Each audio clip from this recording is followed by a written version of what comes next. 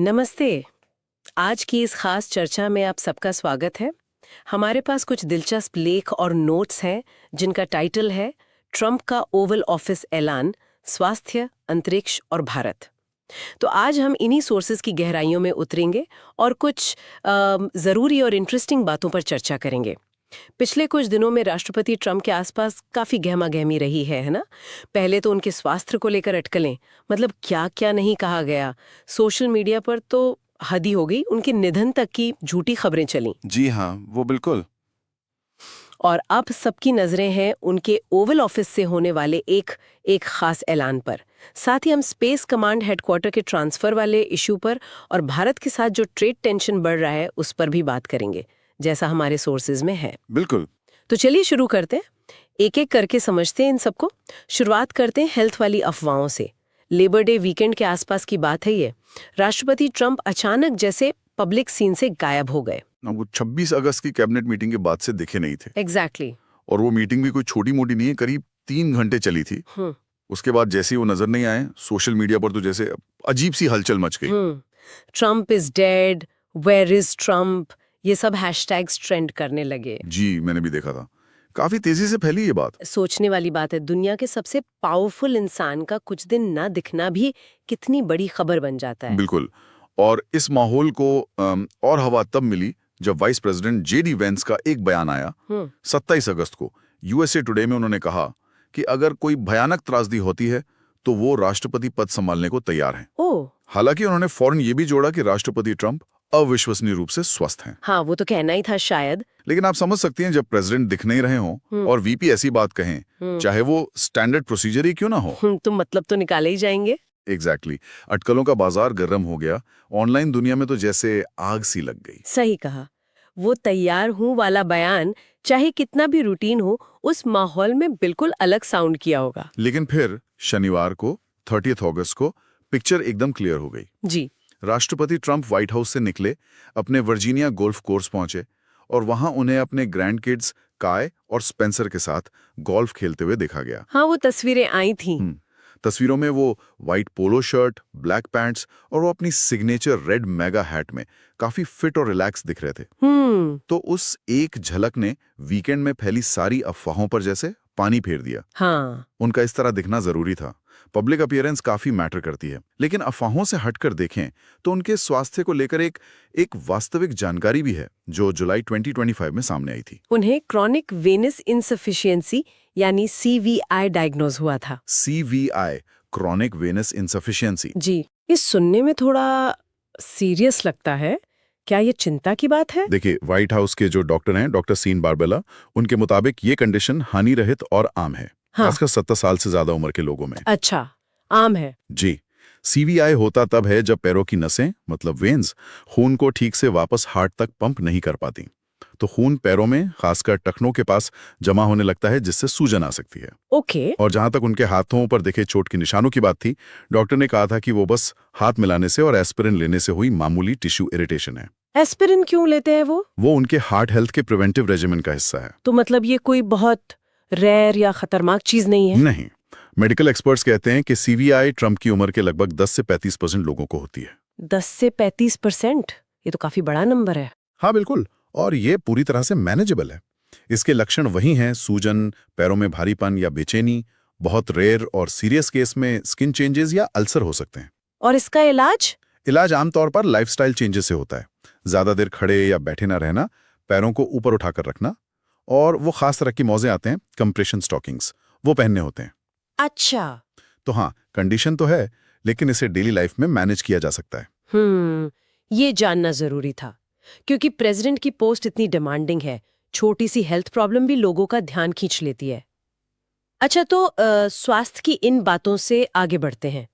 अब सबकी नजरें हैं मंगलवार 2 सितंबर दोपहर 2 बजे ईटी ओवल ऑफिस से होने वाली घोषणा पर। क्या खबर है इसके बारे में? क्या पता चला है? जो सोर्सेज से खबर आ रही है, उसके मुताबिक ये अनाउंसमेंट अमेरिकी स्पेस कमांड हेडक्वार्टर के फ्यूचर को लेकर होगी। माना जा रहा है कि राष्ट्रपति ट्रंप ऐलान करेंगे कि स्पेस कमांड का हेडक्वार्टर कोलोराडो स्प्रिंग्स के पीटरसन स्पेस फोर्स बेस से हंट्सविल, अलाबामा के रेडस्टोन आर्सेनल में शिफ्ट किया जाएगा। ओह, अलाबामा, ये तो बड़ा दिलचस्प मोड़ है, क्योंकि मुझे याद आ रहा है इस पे पहले भी काफी खींचतान हुई थी। ये वही मामला है ना। बिल्कुल वही है यार। यहाँ तो पॉलिटिक्स का एक पूरा सर्कल घूमता दिख रहा है। कैसे? देखिए, अपने पहले टर्म के एंड में राष्ट्रपति ट्रंप ने ही डिसाइड किया था कि हेडक्वार्टर अलाबामा जाएगा। अच्छा। फिर 2023 में राष्ट्रपति बाइडेन ने इस फैसले को पलट दिया, कहा कि हेडक्वार्टर कोलोराडो में ही रहेगा। और अब अगर ये अनाउंसमेंट होती है तो राष्ट्रपति ट्रंप एक तरह से बाइडेन के फैसले को पलटकर अपने ओरिजिनल डिसीजन पे वापस जा रहे हैं। वाह, तो ये सिर्फ एक ऑफिस का एड्रेस बदलना नहीं है? बिल्कुल नहीं।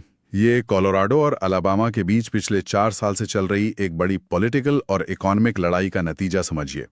दोनों ही राज्य इस हेडक्वार्टर की मेजबानी से जुड़े अरबों डॉलर के फायदे और जॉब्स चाहते हैं। तो ये सिर्फ फाइलों का इधर उधर होना नहीं, बल्कि जॉब्स, इन्वेस्टमेंट और पॉलिटिकल पावर की लड़ाई है। हाँ, लेकिन स्पेस कमांड खुद इतना इम्पोर्टेंट क्यों है? मतलब इसका काम क्या है एग्जैक्टली? स्पेस कमांड बहुत ज्यादा इंपॉर्टेंट है। इसे 2019 में राष्ट्रपति ट्रंप ने ही रीएस्टैब्लिश किया था। वैसे इसका एक पुराना वर्जन भी था पहले। ये अमेरिकी सेना की 11 यूनिफाइड कॉम्बैटेंट कमांड्स में से एक है और इसकी जिम्मेदारी है स्पेस में यानी अंतरिक्ष में अमेरिकी हितों की रक्षा करना। अंतरिक्ष में अमेरिकी हित मतलब सैटेलाइट्स वगैरह? हाँ, सैटेलाइट्स तो हैं ही। जैसे हमारा जीपीएस सिस्टम है, उसे सुरक्षित रखना, दुनिया भर में जो हमारे सैनिक हैं उनके बीच सिक्योर कम्युनिकेशन बनाए रखना, और सबसे जरूरी दुश्मन देशों के मिसाइल लॉन्च पर नजर रखना और उसकी तुरंत वार्निंग देना। ओह, ये तो बहुत क्रिटिकल है। बिल्कुल। सोचिए, अगर जीपीएस बंद हो जाए या आर्मी का कम्युनिकेशन ठप हो जाए तो क्या होगा? हाँ, बात तो सही है। इसलिए स्पेस कमांड मॉडर्न वॉरफेयर और नेशनल सिक्योरिटी के लिए रीढ़ की हड्डी की तरह है। सही कहा। स्पेस अब सिर्फ साइंटिस्ट्स के दिलचस्पी की जगह नहीं रही, ये तो नेशनल सिक्योरिटी का एक अहम फ्रंट बन गया है। तो इस हेडक्वार्टर को अल्बामा ले जाने का फैसला, क्या ये सिर्फ पॉलिटिकल वादा पूरा करना है या इसके पीछे कोई स्ट्रेटेजिक लॉजिक भी दिया जा रहा है? देखिए, बातें दोनों हैं। पॉलिटिकली तो ये ट्रंप के पहले टर्म का एक बड़ा वादा पूरा करने जैसा है, जिसे बाइडेन एडमिनिस्ट्रेशन ने रोक दिया था। ये उनकी प्रॉमिस कीपर वाली इमेज को मजबूत करता है। स्ट्रेटेजिक तौर पर देखें तो अलाबामा का हंट्सविल में जो रेडस्टोन आर्सेनल है, वो पहले से ही यूएस आर्मी और नासा की कई इंपॉर्टेंट फैसिलिटीज का घर है। वहाँ मिसाइल डिफेंस एजेंसी है, आर्मी एविएशन और मिसाइल कमांड है। अच्छा, काफी कुछ है वहां पहले से। जी, तो तर्क ये दिया जा सकता है कि स्पेस कमांड को वहां ले जाने से इन सब के बीच बेहतर कोऑर्डिनेशन होगा, सिनर्जी बनेगी और स्पेस डिफेंस कैपेबिलिटीज मजबूत होंगी। और कोलोराडो वाले क्या कहते हैं? कोलोराडो के सपोर्टर्स ये तर्क देते हैं कि वहां पहले से ही एरोस्पेस इंडस्ट्री और स्किल्ड वर्कफोर्स का एक जमाया इकोसिस्टम मौजूद है। दोनों तरफ पॉइंट्स तो हैं। बिल्कुल। तो दोनों तरफ अपने अपने तर्क हैं, लेकिन फैसला आखिर में पॉलिटिकल और स्ट्रेटेजिक दोनों तरह के फैक्टर से प्रभावित होता है। समझ गई। तो ये एक बड़ा फैसला है जिसके दूरगामी असर होंगे, न सिर्फ उन 2 स्टेट्स के लिए बल्कि देश की स्पेस सिक्योरिटी स्ट्रैटेजी के लिए भी। चलिए अब थोड़ा जमीन पर आते हैं, खासकर इंटरनेशनल ट्रेड के फ्रंट पर। भारत के साथ ट्रेड रिलेशंस में भी कुछ तनाव की खबरें हैं। राष्ट्रपति ट्रंप ने इसे पूरी तरह से एक तरफा आपदा तक कह दिया है। क्या हो रहा है वहां? हाँ, यूएस इंडिया ट्रेड रिलेशंस में एक नया टेंशन पॉइंट आया है। अमेरिका ने हाल ही में कई इंडियन गुड्स पर 50% का भारी टैरिफ लगा दिया है। 50%? जी, 50%। ये अपने आप में काफी ज्यादा है, लेकिन इसमें एक ट्विस्ट और है। इस 50% में एक 25% का एडिशनल पेनल्टी टैरिफ भी शामिल है। पेनल्टी? किस बात की? ये पेनल्टी भारत पर इसलिए लगाई गई है क्योंकि वो इंटरनेशनल प्रेशर के बावजूद रशिया से तेल खरीदना जारी रखे हुए है। ओह, तो ये रशिया वाला एंगल भी है इसमें? बिल्कुल। और ये टैरिफ 27 अगस्त से लागू हो चुके हैं। 50%? ये तो बहुत ज्यादा है। इसका असर किन चीजों पर पड़ेगा और कितना बड़ा होगा? इसका असर अरबों डॉलर के ट्रेड पर पड़ने का अनुमान है।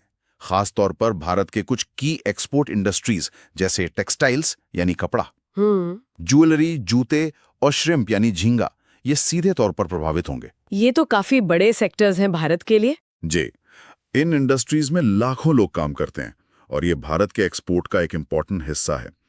50% टैरिफ का मतलब है कि इंडियन सामान यूएस मार्केट में अचानक बहुत महंगे हो जाएंगे, जिससे उनकी डिमांड घट सकती है। बिल्कुल, और इंडियन एक्सपोर्टर्स को भारी नुकसान हो सकता है। और राष्ट्रपति ट्रंप की नाराजगी सिर्फ ट्रेड तक ही सीमित नहीं है। शायद मैंने पढ़ा कि प्रधानमंत्री मोदी के हालिया चीन दौरे से भी वो कुछ खास खुश नहीं थे। हाँ, ये भी एक पहलू जुड़ा हुआ है। हाल ही में प्रधानमंत्री मोदी ने चीन में Shanghai cooperation organisation SCO summit में हिस्सा लिया था।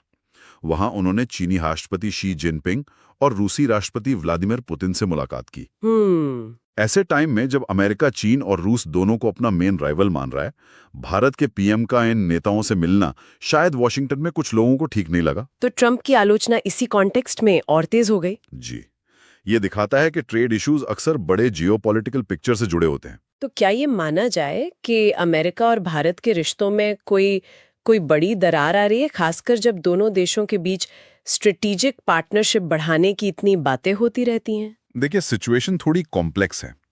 एक तरफ ये भारी टैरिफ्स हैं और पॉलिटिकल बयानबाजी है। ये निश्चित रूप से रिश्तों में तनाव तो पैदा कर ही रही है। अमेरिकी ट्रेड डेलीगेशन का इंडिया विजिट भी टैरिफ लगने के बाद पोस्टपोन हो गया, जो अच्छा साइन नहीं है। हाँ, वो तो है।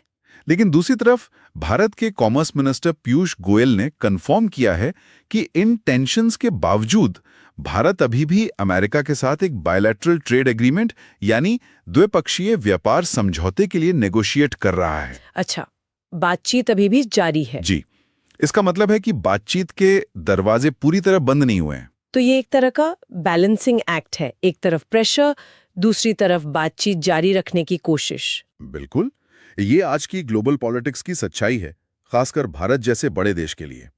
अमेरिका एक इंपॉर्टेंट पार्टनर है, लेकिन रशिया के साथ हिस्टोरिकल टाइज हैं और चीन पड़ोसी है और एक बड़ी इकोनॉमिक पावर भी। तो भारत इन सभी रिश्तों में एक बैलेंस बनाने की कोशिश कर रहा है, जो आसान नहीं है।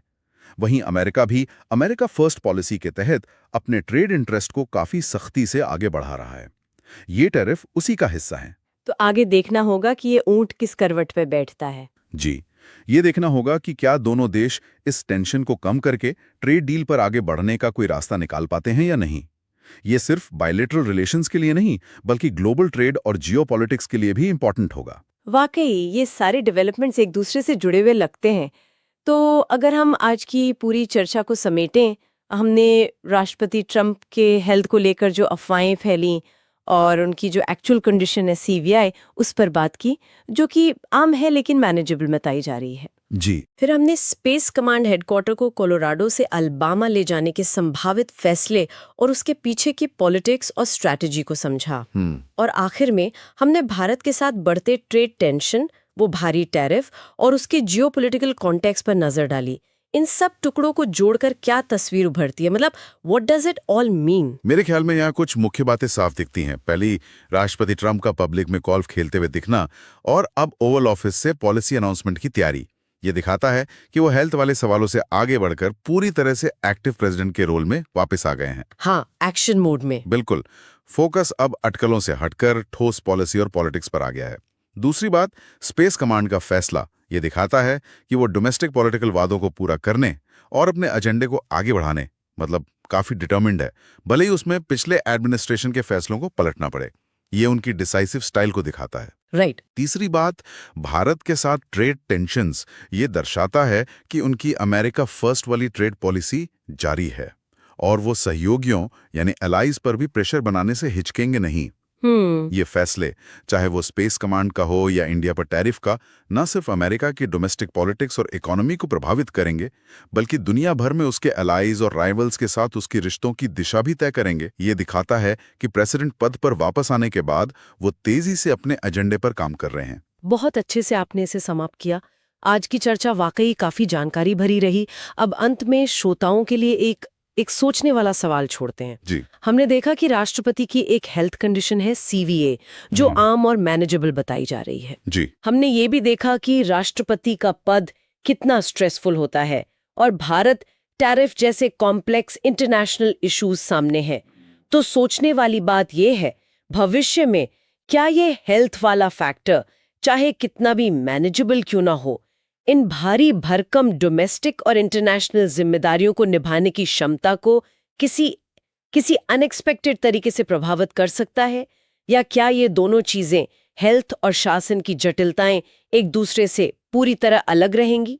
इस पर विचार किया जा सकता है।